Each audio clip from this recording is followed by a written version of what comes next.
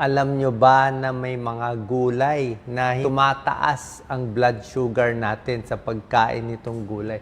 Isipin natin, di ba, lahat ng gulay, healthy, maayos, para sa blood sugar, sa puso, pampapayat. Pero merong mga gulay na medyo bawal at dapat bawasan ng diabetic. Simple lang po Itong mga starchy vegetable. Nakakabusog yan. Tingnan natin Number 1, squash. Di ba? Very healthy ang squash, kalabasa, di ba? Maraming vitamins, maraming mineral. Kaya lang, tingnan nyo, masyado siyang maraming carbohydrate. Konti lang kakainin mo. Pag dinamihan mo, parang kanin din siya Kaya yung blood sugar mo, pwede tumaas sa squash. Number 2, talagang gulay to patatas. Ito talaga pampataas ng blood sugar. Merong tinatawag tayong glycemic index. Ang glycemic index, pag mababa sa 50, 0 to 50, mababa. 51 to 100, mataas. Ang ibang gulay, yung mga kangkong, mga pechay, glycemic index niya 15 lang, maganda, mababa. Pero itong patatas, tinaguri ang vegetable, ang glycemic index niya 86. Para siyang kaning puti. So kung yung kanin nakakataas ng blood sugar, parang kanin siya. Lalo na pag na french fries mo yan. Pero healthy ang patatas, sinasabi ko may potassium siya. Pero ang bilang mo sa kanya, parang kanin. Siyempre, mais. Mais, very healthy yan. Actually, mas healthy pa siya kaysa sa kanin Kanin kasi medyo maputi lang kulang sa vitamins. Ito, marami siyang vitamins ang corn. Problema, mataas ang carbohydrates niya. Okay? So, pag marami kinain mo nito, tataas din ang blood sugar mo. Isa pa nakatago green peas. Di mo lang halata, ang green peas, marami ding carbohydrates. Kaya nga, di ba, yung mga green peas, ginagawang snack Di ba? Kasi nga, very carbohydrate siya. So, ito yung mga pagkain, babawasan natin kung may diabetes ka. Isa pa, yung mga prito. Gulay na naprito, gulay na nilagyan ng butter, di ba? Buttered vegetable, oily vegetable, usong-uso yan. So, pag ganyan, masyadong maraming mantika, hindi na rin nagiging healthy. So, yan. Okay? Ano nga to, Doc Lisa? Parang kamote, di ba? Yung mga iba, mga kamote, gabi, pwede naman, pero syempre, starchy din siya. Konting bawas. Ito yung mga mababa naman. Ito naman yung mas kakainin nating gulay. Yan. Lahat ito mababa sa glycemic index. Ayan Green leafy vegetable, lahat yan mababa. Cucumber, tomato, eggplant Eggplant, okay din. Kasi eggplant, diba, hindi masyadong carbohydrate siya Broccoli, cauliflower, onions. Ano tong mga okay? Tingnan nyo lang yan Alam mong okay siya Ito, alam mong medyo tataas Sa itsura pa lang, alam mo na, puro carbohydrates, parang kanin. Ito, hindi. Low glycemic to. 15 lang. Ayan nilista ko na.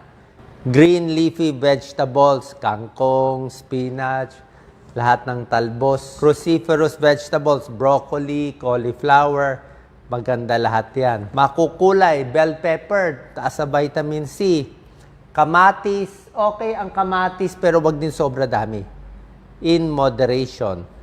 Eggplant, talong, cucumber, pwede rin.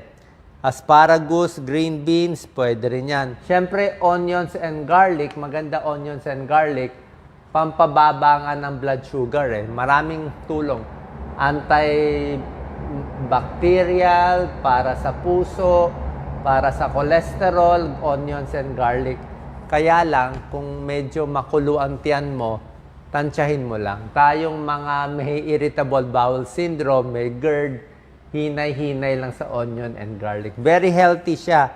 Kaya lang minsan nakakakabag o nakakakulo ng tiyan. Mushroom, low in carbohydrates din. Cucumber, tsaka radish. Yan ang mga pwedeng-pwede. Ngayon naman, best and worst veggies for diabetes.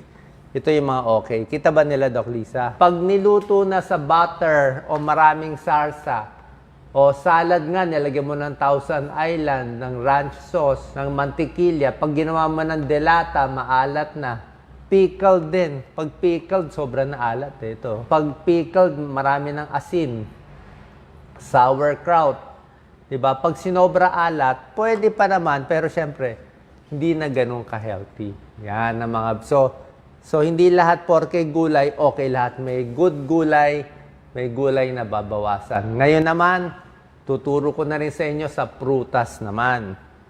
Ito, prutas mas obvious. May mga prutas talagang medyo ingat ang may diabetes. Ayan, no? Ang magandang prutas, mga low glycemic index.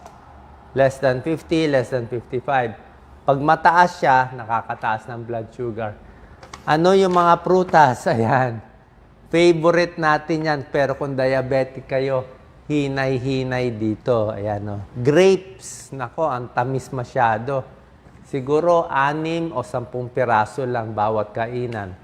Hindi pwede isang bunch. Mangga. Grabe ang mangga. Saan ang mangga natin? Ayan, mangga. Mangga talaga. Super pang-diabetes yan. Pampataas talaga ng blood sugar. Yung matamis na matamis. Nako, napakasarap. Sure ako, tataba kayo, tataas blood. Kung gusto nyo tumaba, walang problema. Payat na payat kayo, magmangga kayo 3 times a day. Kahit green mango, ganun din. Mataas din calories ng green mango, nakakataas din ng blood sugar. Pineapple, yan. Healthy to, healthy sila. Kaya lang, pag sinobrahan mo, nakakataba. Very high. Yan, no? 66 glycemic index ng pineapple.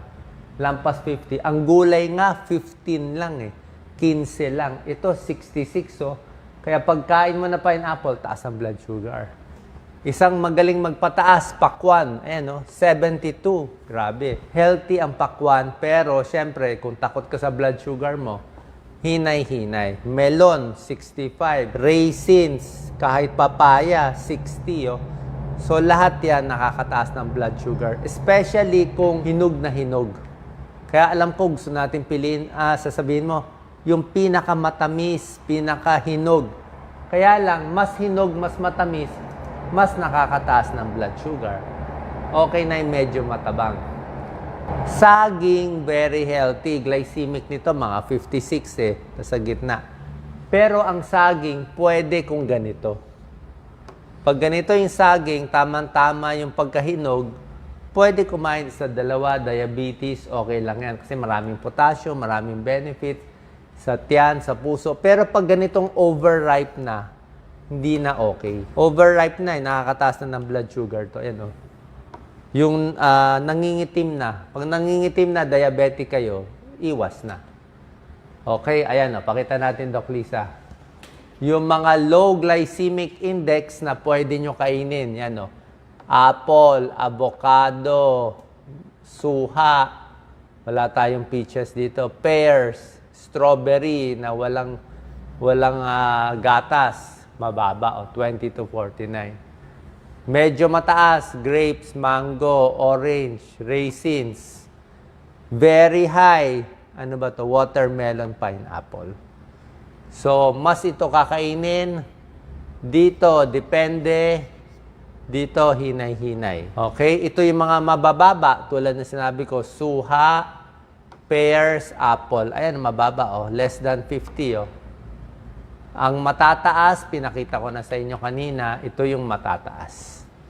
Okay? So, sana malinaw to. Hindi ko sinasabi, huwag kumain ito. Pwede kayo kumain. Kung may diabetes, pwede kumain. Pero syempre, isang slice na lang. Kung melon, isang slice na lang. Pakwan, pinya, isang slice na lang. Pag mangga, isang pisngi na lang. Yung kalahating pisngi, mamayang gabi na. Hindi siya all you can eat. Grapes, mga 6 hanggang 10 piraso lang. Okay? So, hindi lahat ng prutas, hindi lahat ng gulay, okay sa diabetes. Pero kung gusto niyo lang magpalakas, healthy kayo, pwede nyo kainin lahat yan, walang problema. So, pag mataas ng blood sugar, anong gamutan? Usually, papacheck tayo sa endocrinologist, binibigay nila lagi metformin. Okay ang metformin. Huwag kayo maniwala sa mga fake news. Ginagamit pa yung mukha namin na masama daw metformin. Kalokohan po yon, fake news yon. Gusto lang magbenta ng produkto nila, mga scammer yun Okay ang metformin. Lahat ng endocrinologist ito bibigay sa inyo. Maraming benefits ang metformin bababa yung blood glucose mo, mas ma-absorb ng mga muscles, mas nagagamit siya. nakakapayat pa yung metformin. At ngayon, pinag-aaralan yung metformin, baka daw makahaba pa ng buhay. Okay? Medyo makabag lang ang metformin. So, maraming pag-aaral, basta nabigyan ng metformin, mas maganda. Less namamatay sa diabetes, less heart attack, less stroke. Medyo malabo lang eh. 42% less heart attack, 41% less stroke. Bukod sa metformin, bibigyan kayo ng sulfonylurea. Ito yung mga usually bibigay sa inyo. Gliclazide, glimepiride. Ito yung mga bagong gamot na binibigay nila. Okay, usually combination eh. Pag hindi nakuha nitong dalawang gamot, pwede pa pangatlong gamot or yung iba nag-i-insulin na. Okay, so sabi ko nga, kailangan mababa lagi blood sugar nyo. Within normal, baka 120 and below lang. Huwag masyado mataas. Other tips for diabetes, check ang blood sugar, lalo na kung may lagnat, may sakit, kasi nagloloko ang blood sugar. Schedule, gagawin, check up, exercise. Pag mataas ang blood sugar, magandang magpababa, exercise. Planuhin yung pagkain, huwag basta-basta. Spacing sa pagkain, healthy food. Iwas sa juices, sabi ko tubig lang. Tubig ang pinakamaganda. Pag nag-juice kayo, bawal din sa may diabetes. Juice, matatamis, kahit sabi mo pa fruit juice, mas healthy pa yung prutas mismo. Imbis na mag-pineapple na juice ka, better yung pineapple na kainin mo kahit mataas yung glycemic index niya. At least yung prutas, maraming fiber. Yung fiber, nakakatulong yon pampabagal ng absorb ng blood sugar. So, better pa rin yung pinya na actual kaysa pineapple na juice. At iba pang mga juice. Pero kung hindi kayo takot tumaba, hindi kayo takot sa blood sugar, wala kayong sakit, pwede naman yung mga juice. Hindi ko naman pinagbabawal. Ito lang naman, pang diabetes na mataas ang blood sugar.